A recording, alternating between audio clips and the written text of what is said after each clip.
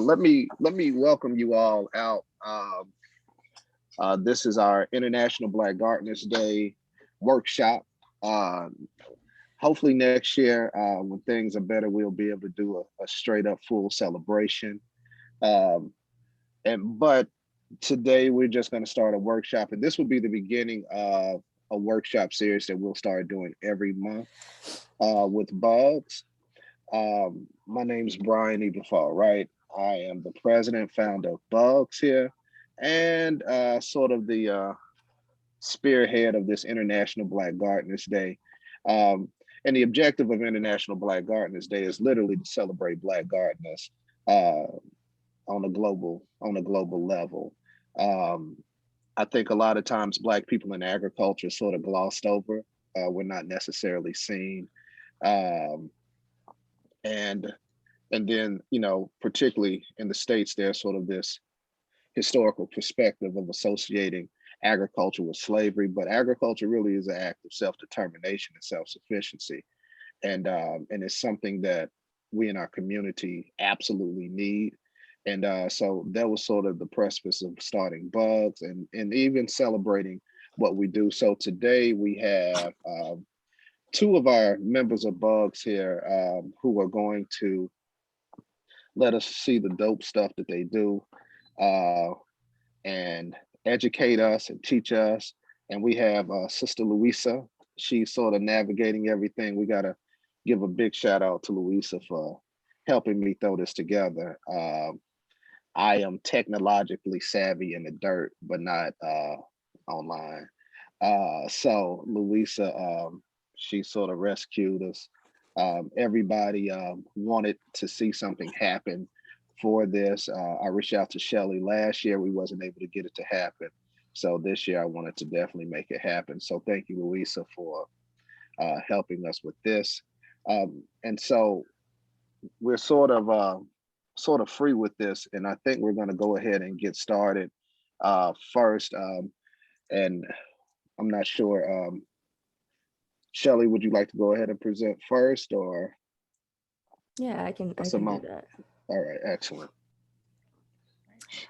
Well, good morning, everyone, to all your different mornings. I know we're at 10 a.m. on Eastern, but I am actually Central Time, so 9 a.m. So I wanted to make sure that I got up in plenty of time to be here to to present. I was telling people earlier that I didn't know if my allergies were going to let me be great or not today, and so it usually takes me sometimes a couple of hours to just get through the itchy eyes and all of that. So homestead living, I guess, but just in the South, really, even before we got our homestead, the pollen down here is just so gangster. For those who don't know, I'm in central Arkansas, just outside of Little Rock, in an area called Cabot. Um, and my wife and I moved to Arkansas 3 years ago now from Chicago. And so one of the things that we definitely knew is we knew we wanted to move south because we wanted to be able to eventually homestead. And so we thought that we would, rent a house as we got to learn the lay of the land for at least a year, maybe close to 2 years. It wound up being actually close to 3 years. And so, as I start kind of giving this advice, one of the things that you want to do is do things in your own time. It's nice to set up a timeline for what you want to do and when you want to hit certain milestones. But um, if if it doesn't happen in that time, you definitely want to extend grace to yourself and don't beat yourself up because things aren't happening in a certain time. One thing that you will not be able to control is when you find your property. You may be ready. You may be ready mentally, financially, and everything. You may have the bank on your side, but you still have to actually find the property that you want and you like. And you definitely don't want to go into this getting something that'll do, right? Um, so um, Yeah, with that said, let me do, I guess, a few more kind of a brief introduction to myself. Like I said, we moved down here 3 years ago um, because I got hired at the University of Central Arkansas as an assistant professor of creative writing. So that is job number one, writing and teaching, and then homesteading, of course. Um, so we moved down here. I'm sorry, these allergies are are getting me. And because we weren't from here, we really needed to spend some time getting to know our area. Um, I looked at a map and said, oh, okay, well, here is a circumference around my job. Here's what I'm willing to commute. I'm going to look in these areas, right? And so I kept track of looking in those areas based on the circumference around work and what I wanted my commute to be. But what I learned while living down here, what areas you don't want to be in for various reasons, right? And so that's something that you can only know by actually being in physical proximity to these areas. I have put together like 3 tips for planning your homestead as a beginner. We are beginners still, but we've gotten over that first hump, meaning we have actually purchased our homestead. And so I started thinking about what are the top questions that I'm asked. And so question number one is, how did we find our homestead? Right. So I did mention that we were looking within a certain commutable area to my job.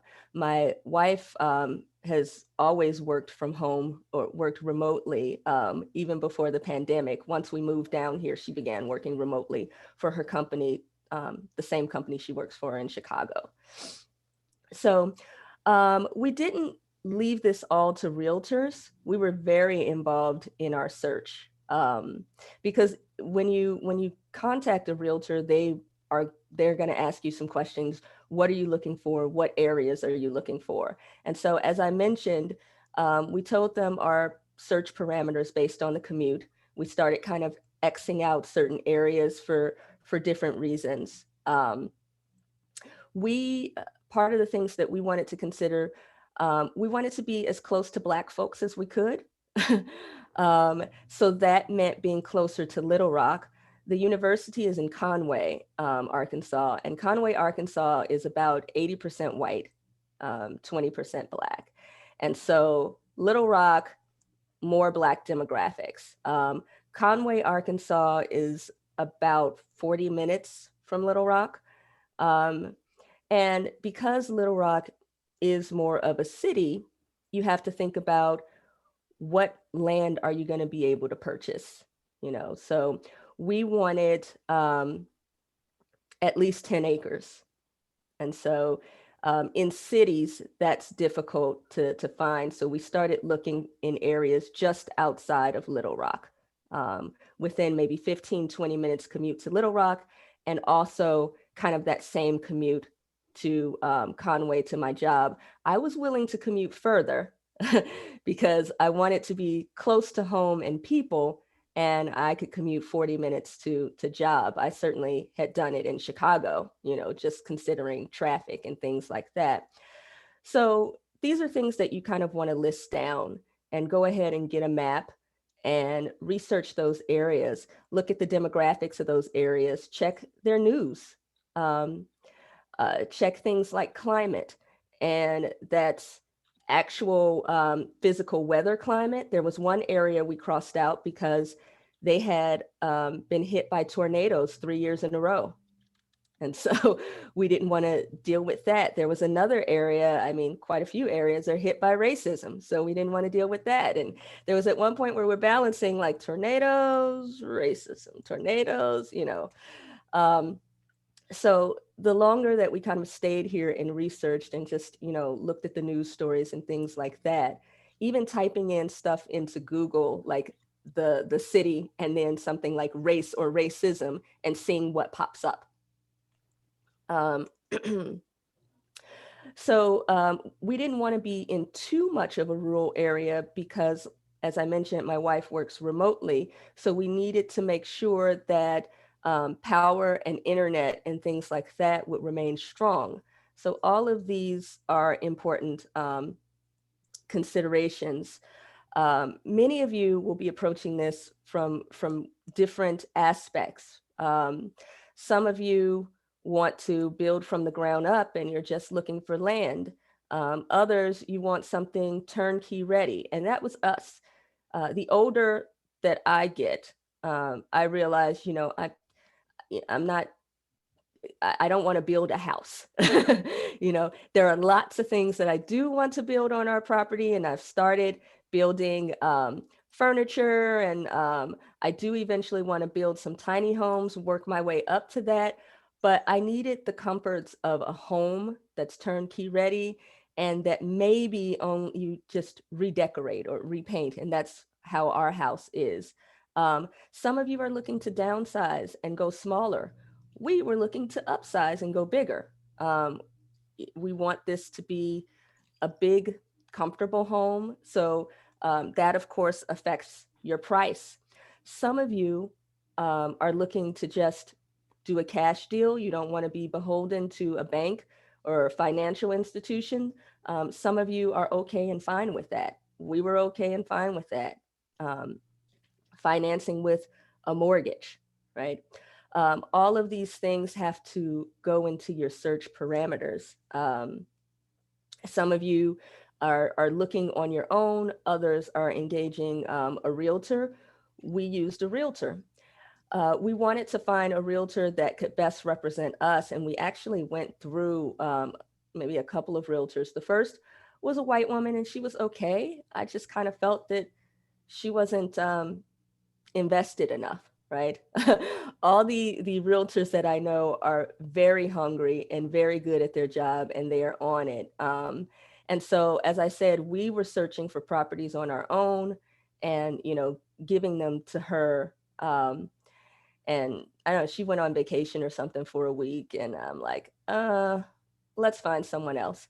So then a friend and a Facebook friend recommended um, the realtor we ended up going with, and he was, or he is, a Black gay man. And so that was really great because he could speak to our specific issues, and um, being, you know, an Arkansan, he was more familiar with those areas, and we could flat out ask him, are we going to have problems here being Black? Are we going to have problems here being queer? Right. So he was able to give us particular insights into that, which was really important.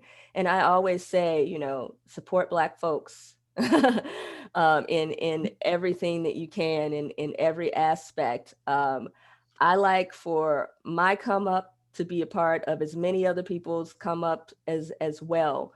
Um, and just a side note, he eventually he put up like $1,000 towards our closing. He was also that invested in us closing on our homestead. We offered the full price on the homestead. They had some other offers. So he actually suggested that we make it more attractive and go up. And he put his own he took part of his commission and put it on that. And so would a white realtor have done that? Probably not, you know. Um, so you also want to look at things like floodplains, you know, what is going on physically in that area. And if possible, go ahead and start driving and looking at some of the areas that you might be um, interested in. One of the greatest resources that you can use, real estate websites like Zillow. Um, there are some others that are focused more on land. So there's I think it's Land of America, landandfarm.com. But what actually, we found our house on Zillow. um, and so, and it was a for sale by owner, which meant it didn't even show up on my realtor's platform. So when I told him, he said, I don't see it. And so I said, I gave him the information to reach out on our behalf and contact. Some of you might be looking to relocate to a different city, even. And so it may not be possible for you to go driving areas and neighborhoods. And sites like Zillow and another one that I'm going to introduce you to shortly will be your greatest resources as well. Facebook groups, reaching out to people in groups like, the Bugs group, like Urban Garden Society, to see if anyone is familiar with areas that you might be interested in and can give you insight.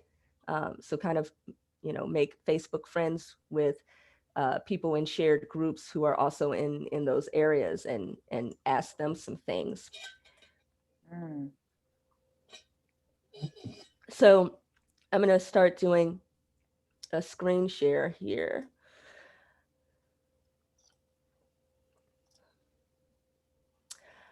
Okay, so this is Zillow, and these are my saved searches. It's called Our Homestead. um, and so the great thing about Zillow, you can put in an area, you can limit it to things that are just for sale. You can select a minimum and maximum price range, minimum and maximum bedroom, type of home. So you can take off townhomes, if you're just looking for lots and lands.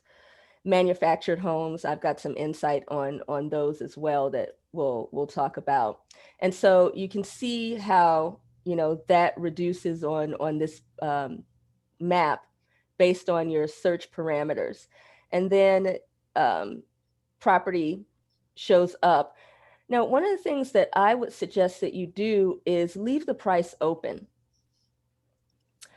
This way you can get a greater kind of picture of the real estate market just in general, what's on the high end, what's on the low end. One of the things that we also realized is watching those prices drop and fluctuate.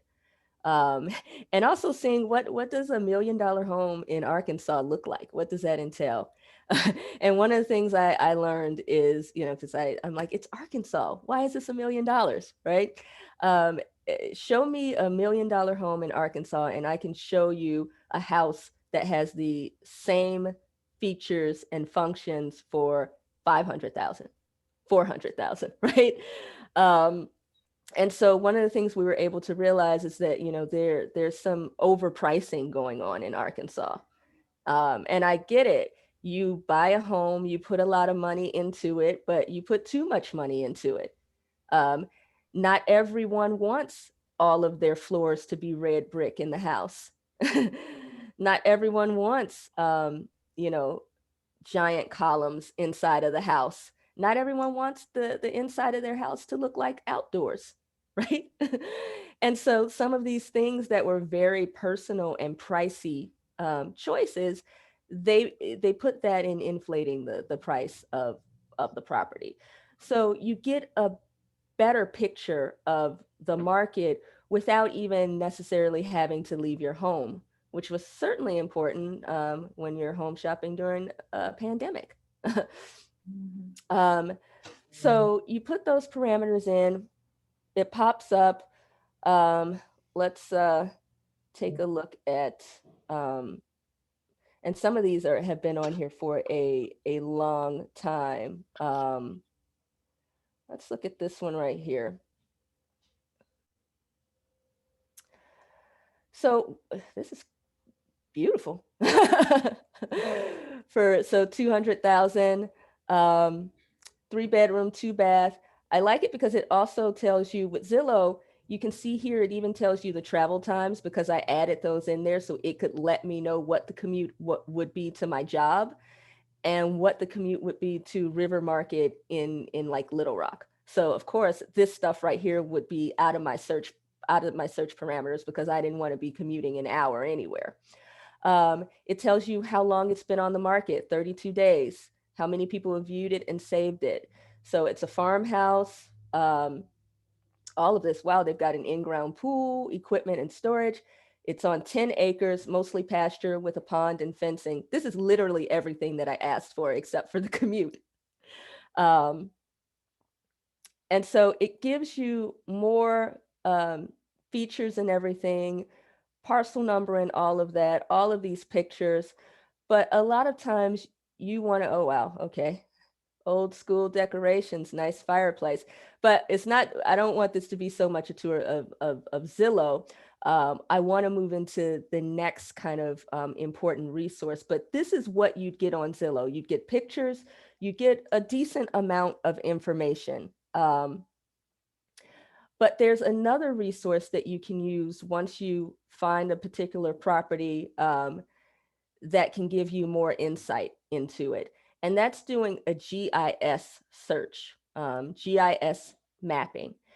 Typically, your counties, your different counties will have GIS mapping. So if I know the one for Pulaski County, so let me find a different property that's in Pulaski County that we could look at.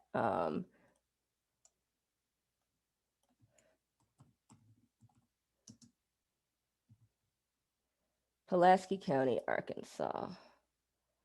Okay, so here's one that is in Pulaski County, Arkansas. It also tell you when the price starts dropping too. So let's take this address, copy it. And the Pulaski County one is actually PAGIS .org. It's already saved on here. But you would look up the GIS mapping for the specific county for the property that you're interested in. Land ownership application.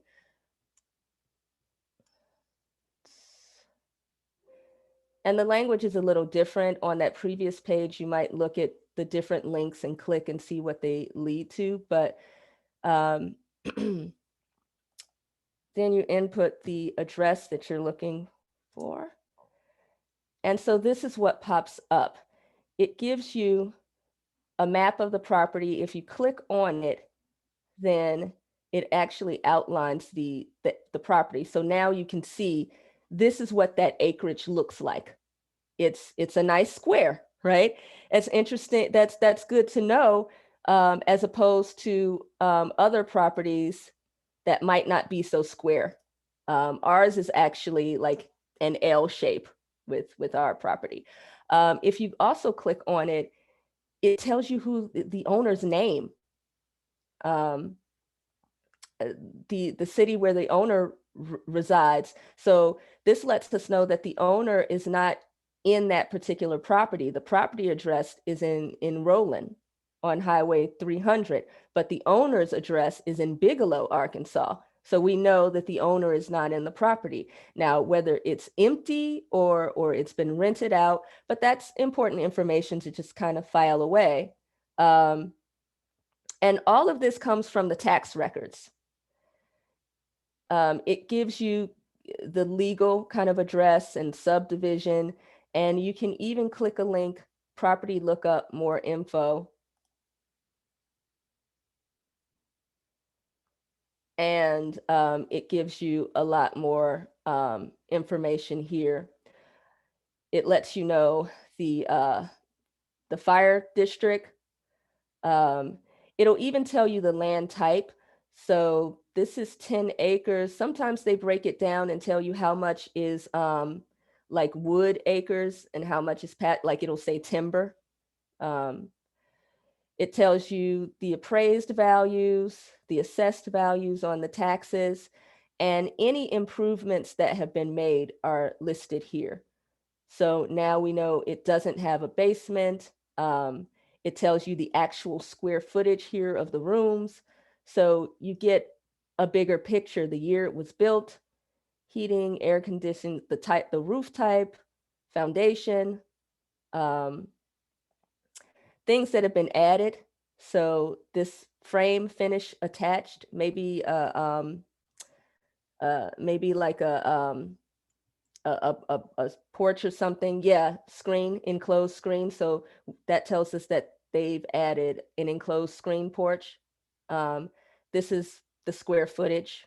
So 196 square feet, a patio slab. Um, there's a driveway, chain link fence, there's an outbuilding, other improvements. So this gives you a lot more. They've added some decks, information about the property, which is a really, really good resource. Another good resource is Google Earth.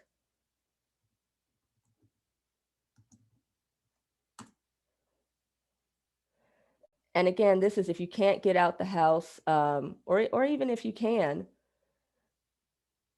but that can give you even more kind of fine tuning your image of a property that you're interested in.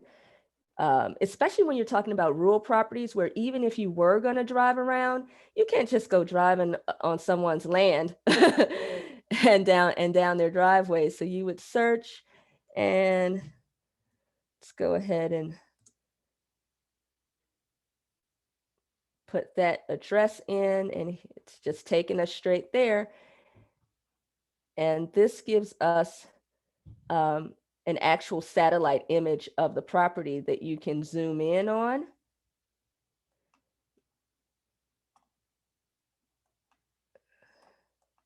You can turn it. And so all types of things. So we see that this is largely wooded. And we may not have gotten that impression before based off of the pictures. You get to see what's around. Doesn't look like many neighbors, your closest neighbor here. And then you can go back and forth between these different resources, and say, okay, well, who's next door? Souls Anchor Ministry. Okay. Got a church next door, or a church owns it.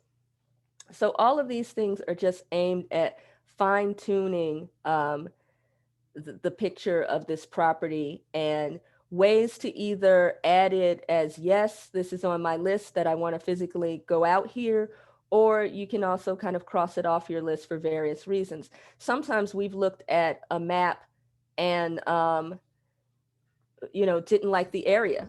It appeared to be secluded, but maybe something industrial was next to it, or we felt too close to the property, right? Just a sip of water.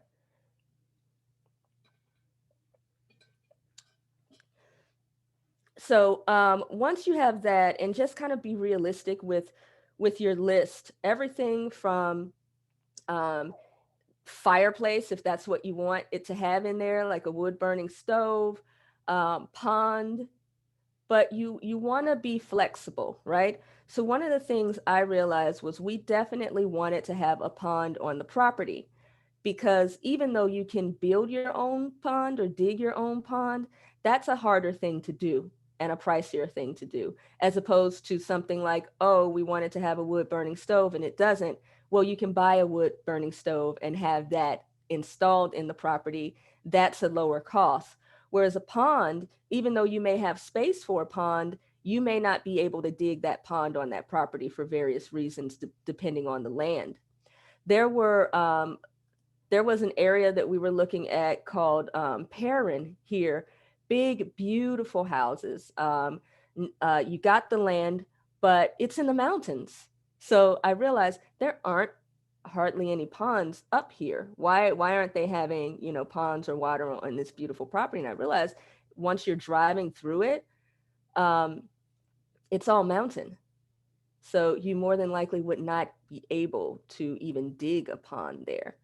So a fixture like that might want to be on your must-have if you do want to have a pond, that it already has it there, as opposed to something like a wood-burning stove that you could actually kind of put in there. So when you're creating your list, put those in different columns: must-haves, would like to have. And then also, this is extra, a bonus. So something like a swimming pool, like, hey, wouldn't be mad, right? um, and you want to have these to present to your realtor if you're working with a realtor. So that's all in point number one. How did we find our homestead? We employed all of those resources, every single one of those, to find this property.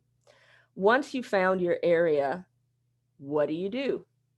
Um, so you want to learn about resources. There's so many things that you can do even before you have the land. Um, I knew that we wanted to plant and garden and get into like hydroponic gardening. So even before, we're talking 3 years ago, even before we moved to Arkansas, um, I was sad because I couldn't do any gardening in Chicago because we were packing to move during that summer. And so what I did instead was I started watching YouTube, planning out and learning about hydroponic gardening, had never done it at all. So that kept me involved in gardening, just doing the research and taking notes, um, without having to actual plant out. I wanted to do hydroponic gardening because we were moving into a house that we were renting. So even though the landlord said we could do whatever we wanted in the yard, we would have had a late start on the gardening season. But hydroponic gardening is something you can do indoors year round. Soon as we moved into our rental home, I hit the ground running with DIY hydroponic projects. And if you watch my YouTube channel, you'll see I have a lot of those on there as well. I also keep a journal, it says Shelly's DIY journal. And you want to have all this information in one place. And so projects that I wanted to do, things that I was researching, all went in here. So even, see if you guys can see that. Where, it's my virtual background. But basically, it's my list for the homestead, what we want. 10 acres, unrestricted land. What type of land do you want, right? Unrestricted land means you could do whatever you want to that, right? You can keep animals. There are no restrictions on what you can have on your land. That's important to know. Do the mineral rights convey? Should you dig down there and strike oil and gold? Is what's under the land, does that belong to you as well? Wooded pasture land, do you have marketable timber on your land? We saw that one property with all the trees. What kind of trees are those? What can you do with those? And again, if the mineral rights and things like that convey, can you do whatever you want with those? If you wanted to clear the whole thing, could you do that? Water, well water versus city water, or both. Homesteading, a lot of people are also interested in being at least off-grid capable, should the world end. So it's nice to have well water and city water. A well is something like one of those sort of flexible things that is something that you could have drilled, and you pay per foot that they have to drill down to hit water. We were fortunate enough to find a property that does have a well on here, so it does have well water. We haven't checked it out, the well itself, yet, because we're also on city water here. Shop, it was important that we have a shop on here. So in the background, this is the homestead. That red building is the shop. So having a journal that you write all of these things down in to keep track of them. There are more internet resources. So a lot of times you'll see in the groups, we're talking about the USDA programs, the NRCS program. Particularly, they have certain programs, grants, and funding for historically underrepresented groups, is what they call us, right? So the Black folk that they spent decades disenfranchising from programs like this. And, we won't get into the politics of it, because white farmers are complaining, and not white farmers, but the white politicians are complaining that, oh, it's racist, reverse racism, that you're specifically targeting programs for Black farmers. But it's not just that, it's also beginning farmers. So it's historically underrepresented groups. So beginning farmers, Black farmers, um, uh, and I think also like veterans are part of that group. Um, and so I'll pull that up and we can do another screen share.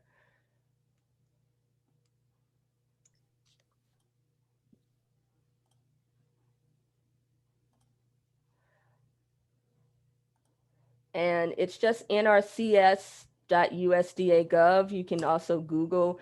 Um,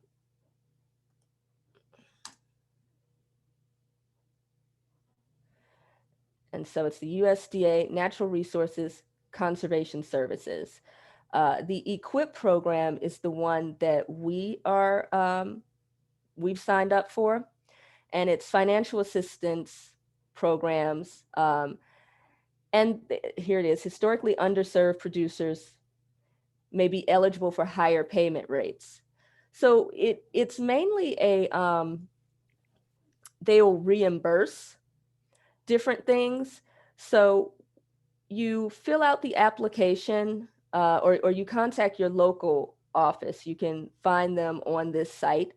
This is specifically for Arkansas that I've pulled up, but you can find your local site and contact them directly and tell them that you're interested in this program once you have your homestead. But again, this is information that I found before we had the homestead. And I wrote it down in my little journal that this is a program that I want to be a part of. By the time we got our homestead, I knew everything that I had to do with it, and I could actually contact them and complete the application. It's a lot of paperwork that you have to submit, but the cool thing about it was, since we had just purchased the homestead, we had all of the necessary paperwork at our fingertips already, and digital versions of it saved on the computer. So we literally could just attach things like that, like, oh, here's the property survey, here's the deed that the closing company filed. So we had that available at our fingertips. Another thing, once you do have your homestead property, keep all of that stuff also as a digital copy, and have it organized on your computer in a file folder, so that it makes it easier to apply to programs like this, where you can literally just attach those documents. So what the EQUIP program does is it helps you with things like most people know it as, it's how you can get your high tunnel greenhouse, that they'll pay, or cost share is what they do, at a certain percentage.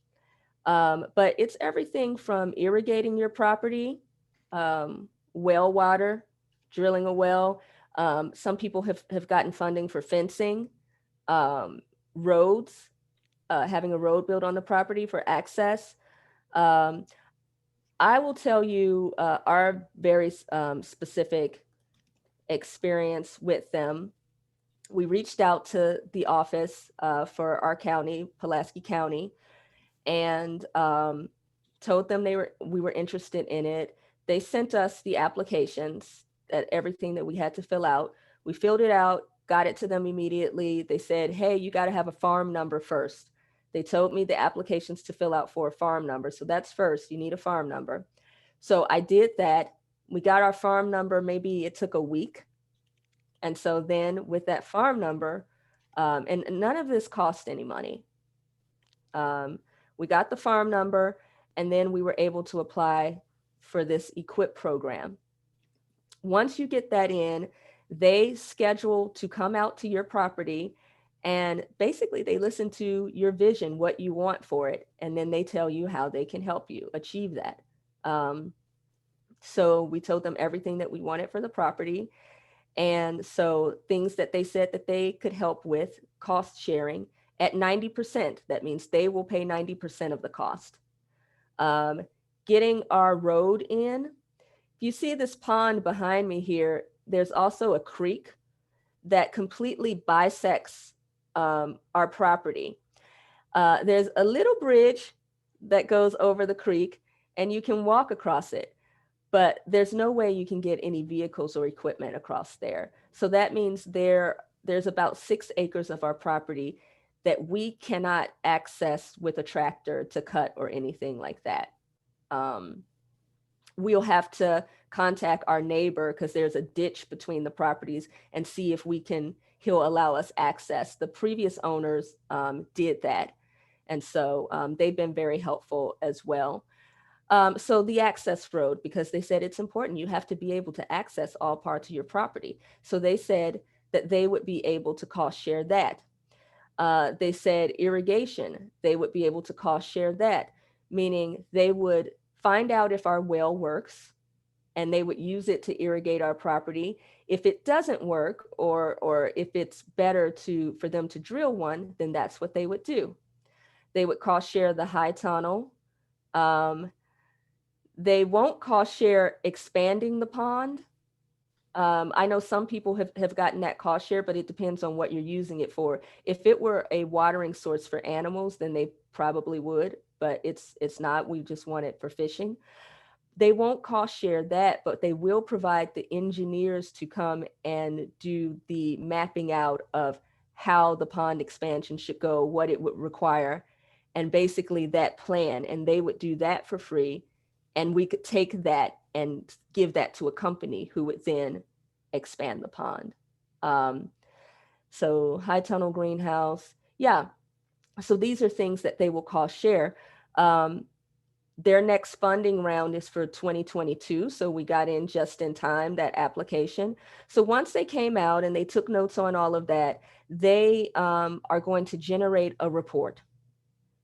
And then that's what they will use for funding. So we're at that stage. We're waiting on the report. They said it would be ready around October. So at that time, I think it would take 6 months. So that's where we are, waiting on the report. So yeah, there are lots of things that you can do while you're prepping to get your homestead, even if it's too early to physically start looking for the property and purchasing. You can start looking for the area using these ways. You can start keeping track of the types of property there. You can start checking news reports and weather reports and just, keeping track of it. You can look at programs like this and start keeping up with the information that you'll need to apply for these programs. We moved into this homestead in December. And so these are all of the things that we have accomplished since that time. We also have now solar is on the shop. So solar for the entire property, but the panels are on the shop. We got that installed. That was a journey. That's on the YouTube channel too. I just posted that video, the good, the bad, and the ugly of it. Not typical. It's not typical, but we went through a lot with our solar journey. And the last thing that I want to say that you can work on is developing your skill sets. I mentioned I started researching hydroponic gardening, knew nothing about it, and now, I'm doing YouTube videos about it. These are things that you can do that are free and low cost and working on. I started doing little simple DIY projects.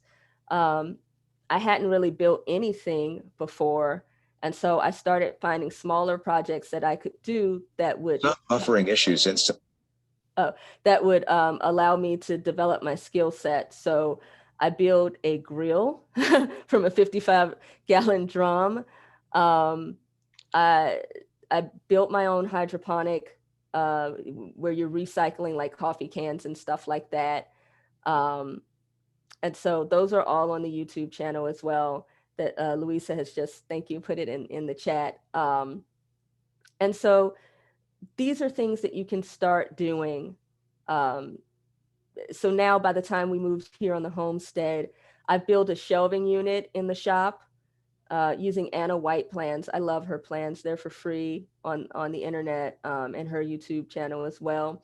Um, uh, Hydroponic videos and stuff like that. What else? I built 2 Adirondack chairs. I built planters for, we've been planting on the deck. So things that I can do that get me comfortable using certain tools and equipment that I can then sort of work my way up to. I'm going to build a greenhouse on the property as well. So these are things that will keep you involved in your homestead journey. Um, think about it as more larger scale than just, am I ready to purchase a property? Am I financially ready? There's a whole um, picture of things that you can do that keeps you actively in the journey before you even kind of start the search. And then once you're ready, then you can hit the ground running um, in this way. And I'm very, very fortunate to have a partner in this journey, my wife, that we're able to do this together. So yeah. Any questions?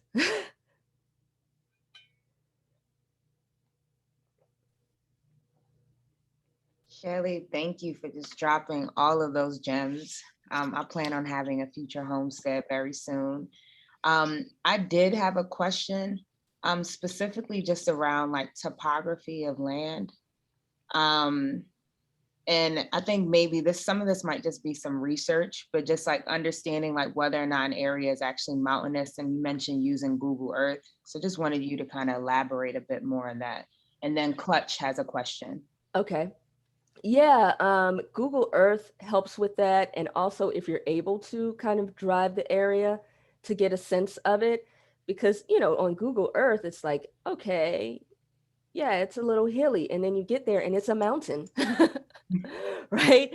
Um, so kind of knowing and what that means for you as a homesteader, and what it does, what it means for your soil quality, and just kind of things like that, and just using Google, like, okay, this is mountainous, or I've saw somewhere someone said that there's a lot of clay soil in that area. What does that mean to me? And how I might have to kind of amend that. That's another thing with the Equip program too. You have to do a soil test. They test it for free. Oh, Um, and that's the other thing I haven't done, because I've got to take soil samples, and we've got 15 acres. You do it in different spots or whatever, but our land holds a lot of water in places. So yeah, but stuff like that, it's you kind of have to know as well. nice. Mhm.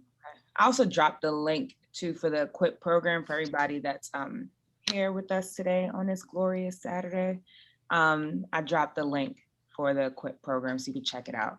Kevin, my bad for calling you Clutch. No, no, you're fine. So I forgot I logged in on my Mac, and Clutch is my line name. I was like, wait a minute, why she calling? Oh snap, I forgot. It's Saturday. It's early. Good morning, everybody. You all look amazing. I'm so thankful to be on the call with everybody. My line name is Clutch. My actual name is Kevin Claiborne.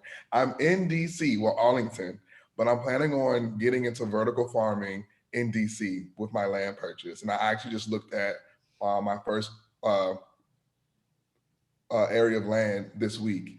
And so exciting. My question to you is, in regards to assessing land and looking at land when it comes to land development and tax assessment and things like that, and the pond or the water on it, do you think it's better to have a installed pond, like something that's just dug and the water is added, or do you think it's better to have a pond that you would have to dig to get to the well water? I think you want to be as natural as possible. And so if that means, digging, because even with an installed pond, it's whatever you do, it's going to affect the topography of your land. And that's why I say, it's if you know you want a pond, then you probably want to make sure that the properties you're looking at already have it, because whatever changes that are going to happen to the land have already happened. You don't know how that is going to affect once you dig um, um, your water flow and management on there. So what happened here with our land, the previous owners told us that the property next door, he dug a pond, he did it himself, and he cleared some trees, and now we get a little more water on our property than what used to happen because he cleared those trees in between our properties. And something about whatever the pipes, when you have a tunnel, a pond, you know, you see those big 2-circle kind of corrugated pipes or whatever, that he put those too high, so he dug his own pond. It's huge and beautiful, but that affects our property. Right. And apparently he told them he was going to do something to try to repair, but we don't know now. So yeah, if you're doing something to change the landscape, I would say for sure with a pond. Our pond is really tiny, but at least it's there. And so, and it's tied into this creek. So we know that it's probably safe to be able to expand that. And that will probably even help with some of the water management issues. But I would definitely recommend finding a place that has a pond already on it. Or before you purchase, when you're doing your inspections, get someone who digs ponds to come out and assess that for you. Mhm. And let them tell you yay or nay. Would that be a civil engineer, or would that be just a company that is doing the pond digging? Because I was actually looking into that today. I went on like freelance.com to look at to put in a bid for people for engineering, because I know I'm gonna have to do land development. But my dad, who's in construction, he was like, just find a person to dig a pond. You don't want to spend $60,000 on digging and they can't hit the water. And I was like, you know what, Daddy, you're right. Well, you also want to spend the money on the people who know the science of it, who can tell you before you even dig whether it's worth it or not. And so either by doing testing or whatever. So I would say any money up front that you can do to assess, it's worth it. Home inspections, it's worth it. You know, go ahead and spend that money up front, because you don't want to catch it on the back end when something goes wrong that wasn't assessed, and you want to add that to your cost of home purchase, because it'll save you a lot of money. This one. Yeah. And if there is, you know, like I said, if there's a creek there, if there's a natural source that can feed a pond, then that would probably be best. Yes, ma'am. And can I chime in on that? Mhm. I don't know if you know, a lot of times when you look at ponds on land, ponds are, you know, a lot of times you talk about topography. It's a natural consequence of like what Shelly spoke about, creeks running or flooding or things of that nature. So, you know, you definitely want to, if you could find a natural pond that's been there, that's been previously existing, a lot of times they're there, you know, it's a purpose for it being there. You know, and so that's something you definitely want to tap into. But also, as far as getting ponds dug, what she spoke about, you know, getting the research done, paying someone. But you know, from growing up in the country, I've seen a lot of ponds dug. And you definitely want somebody who know what they're doing. You just don't want a guy to come out with a big backhoe and dig a hole. So yeah, you definitely want to, you know, try to get your land assessed, look at your water flow, look at water catchment areas, all of those different things before you dig your pond. Yeah, because like I said, the neighbor over here, he dug his own, you know, with his excavator. And then, you know, the domino effect of that affects our property. And because he didn't, you know, kind of install those pipes correctly, you know, that gives him some issues as well.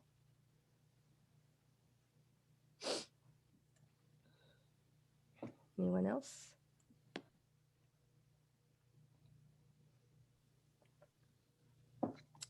You Well, guys are thank you quiet. all.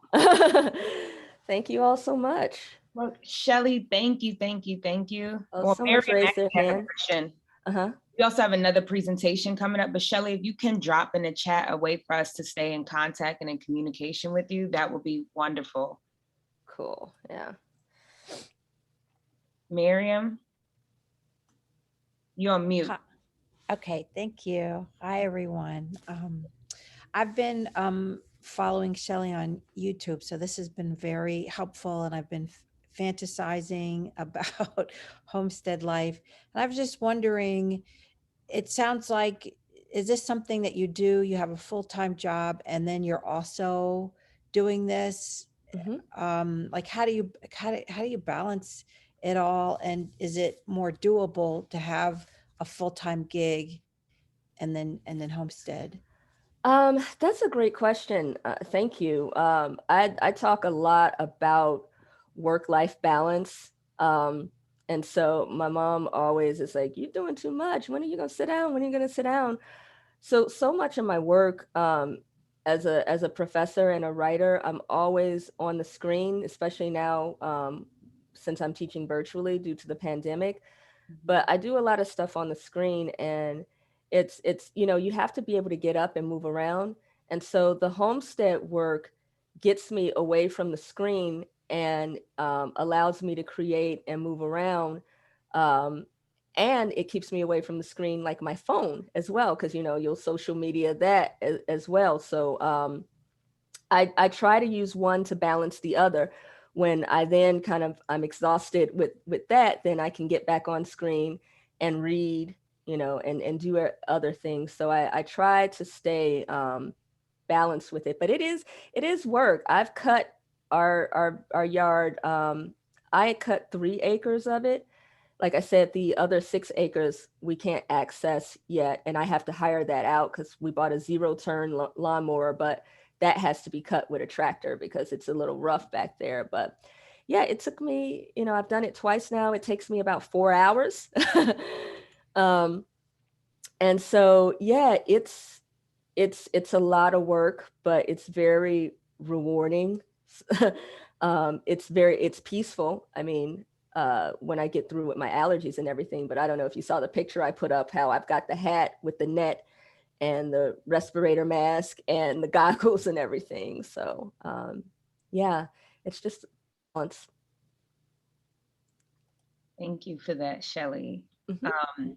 I dropped Shelly's YouTube channel in the chat too. If you just came in, I'll put it back in.